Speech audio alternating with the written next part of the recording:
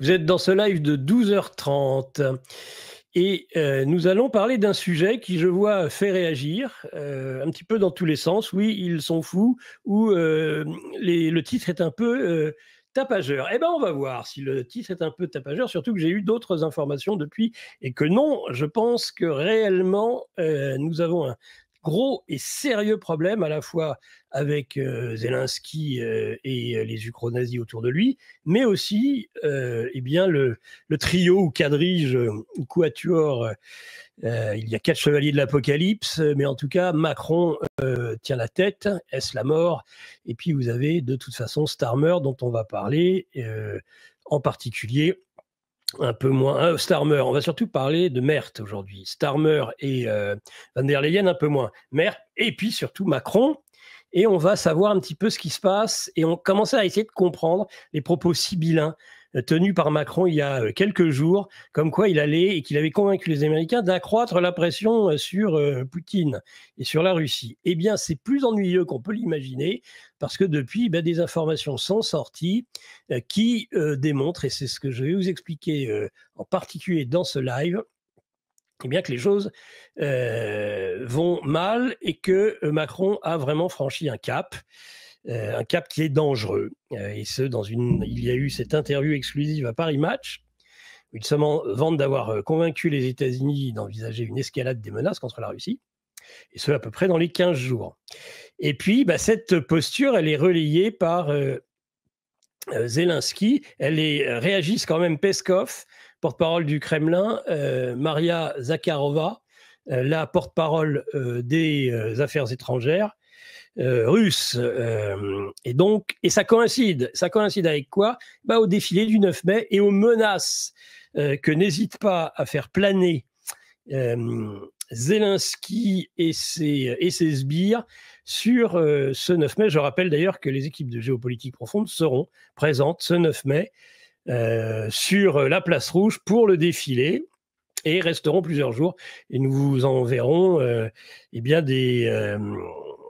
des interviews exclusives. J'en dis pas plus, évidemment, mais je peux vous dire que nous allons nous déplacer, et pas pour rien. Ça sera pour interroger parmi les personnes qui comptent le plus en Russie, dans un spectre d'ailleurs assez large. On fait, sur GPTV, on n'est pas comme sur les chaînes d'infos en continu, comme sur les mainstream uniquement axés sur un son de cloche. Vous verrez, on aura des interviews qui iront un petit peu dans tous les sens, dans le bon sens du terme, bien évidemment. Voilà, alors, avant de débuter ce live géopolitique profonde, la revue confidentielle, c'est la numéro 23.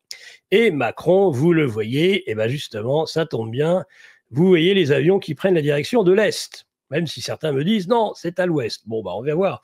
Avril 2025, c'est la numéro 23.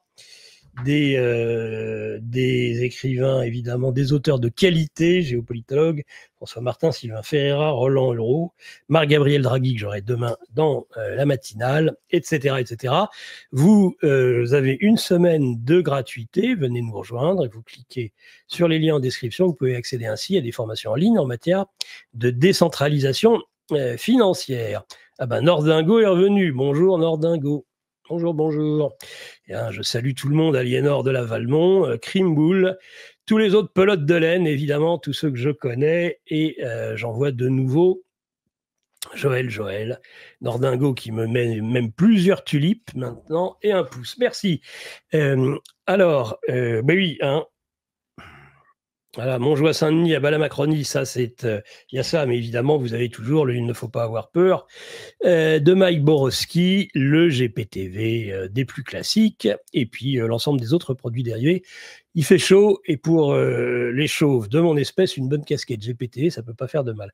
Et il fait chaud en Russie, on aura chaud, attention au coup de soleil. Vous savez, c'est un climat très continental, et au mois de mai, il commence à faire chaud.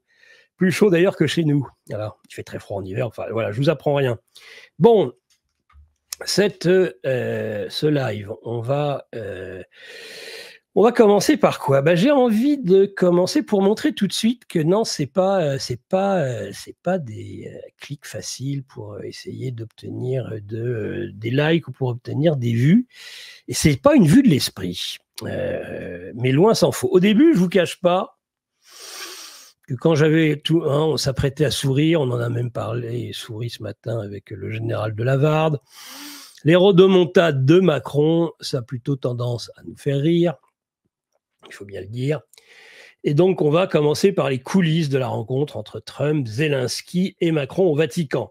C'est le Paris Match. Donc, derrière, c'est Mimi Marchand, évidemment. C'est Brigitte. Et puis c'est Bernard Arnault. Hein. On a vu d'ailleurs que depuis que Bernard Arnault, il n'y a pas si longtemps, avait repris Paris Match, c'était devenu vraiment l'officine de l'Élysée. Dès que l'Élysée est en difficulté, dès que Macron a un gros chagrin, parce qu'on fait rien que se moquer de lui et rien que de mentir, eh bien, heureusement, on a le Paris Match pour rétablir la vérité de Macron. Et ben, qu'est-ce qu'il dit Paris Match? Il dit sous les. Alors, déjà, oui, il ment. Tout de suite, le titre lui-même est un grossier fake. Et ils payent des fact-checkers, hein, ces gens-là. Mais il faudrait fact-checker d'abord, déjà rien que le titre. Dans les coulisses de la rencontre de Trump, Zelensky et Macron. Ben, non, il y a chasser l'intrus, vous savez. Quel est l'intrus? Trouver l'intrus en 6 lettres.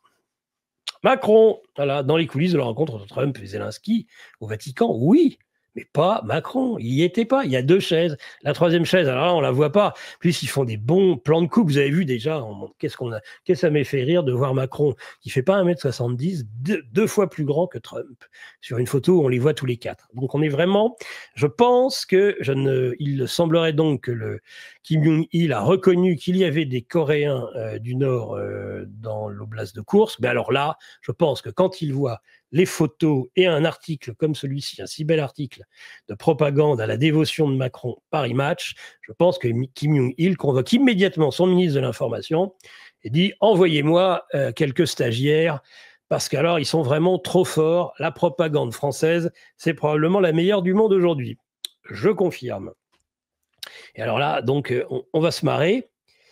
Vous allez avoir des surprises hein, durant tout ce live. Là, pour le moment, on commence doucement, mais on va continuer, croyez-moi, sur d'autres thématiques qui vont éclairer ces espèces de menaces dans le vent, qui ne sont pas finalement des menaces tant que ça dans le vent. Donc, qu'est-ce qu'il dit Macron? Alors déjà, bon, ils essaient de dire c'est un vilain fake, on en veut à Macron. Il n'y a jamais eu The Sun, les tabloïds anglais sont rien que des vilains qui en veulent à Macron. Et pour le ridiculiser, ils expliquent qu'ils ont embauché quelqu'un qui lisait sur les lèvres, cité par les médias britanniques, et après avoir chaleureusement serré la main de Volodymyr Zelensky, voilà. Et surtout, il n'y a pas eu de serrage de main avec Donald Trump. Bon, les dernières poignées de main comme ça, il a un peu de difficulté. Donc celui-ci l'attire vers lui et lui murmure « Ralentissez, laissez-moi gérer ». Donc ça, c'est le début. Puis après, il dit « Vous n'êtes pas à votre place ici. Voilà. J'ai besoin que vous me rendiez un service, vous ne devriez pas être là ». Donc Zelensky, témoin de l'échange, hoche la tête en signe d'assentiment. Bon, ça, c'est ce que tout le monde voit.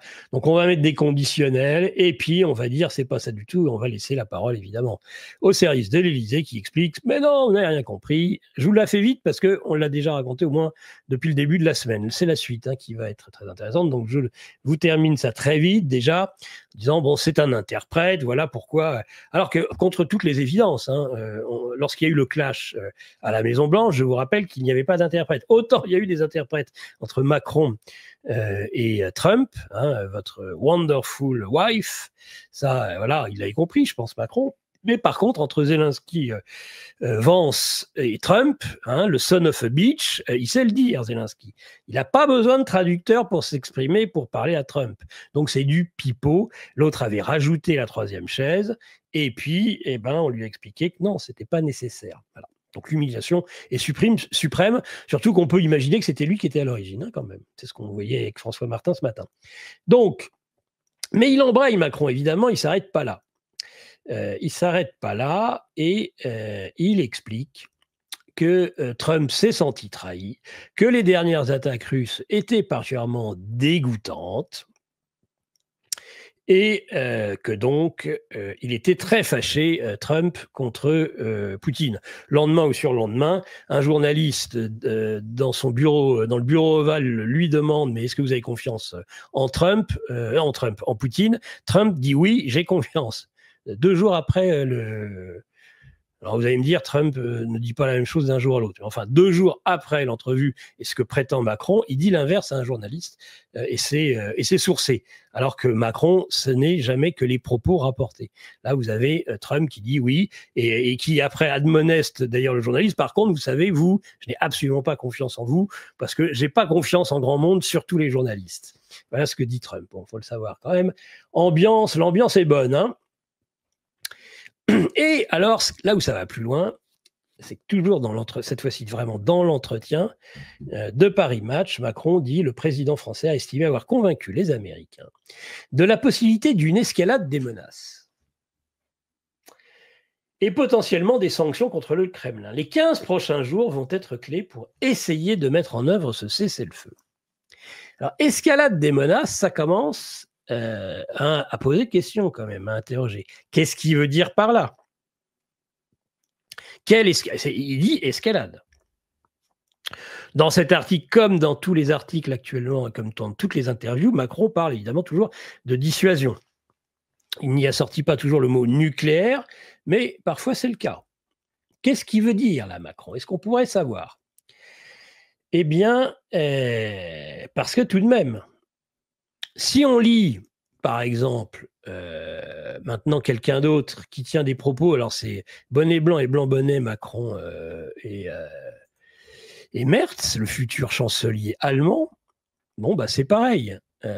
Il y a ce type de propos où il parle des menaces particulièrement inquiétantes. Friedrich Merz, eh bien, il est touché en quelque sorte par la dinguerie de Macron. Il faut croire que ce genre de dinguerie est contagieuse. Qu'est-ce que dit Merz? Nous sommes sous la menace immédiate de la Russie, rien que ça. Nous assistons quotidiennement à des actes de sabotage, pour un Allemand, sabotage, à la destruction de lignes de données, de câbles sous-marins, à la désinformation systématique de notre population.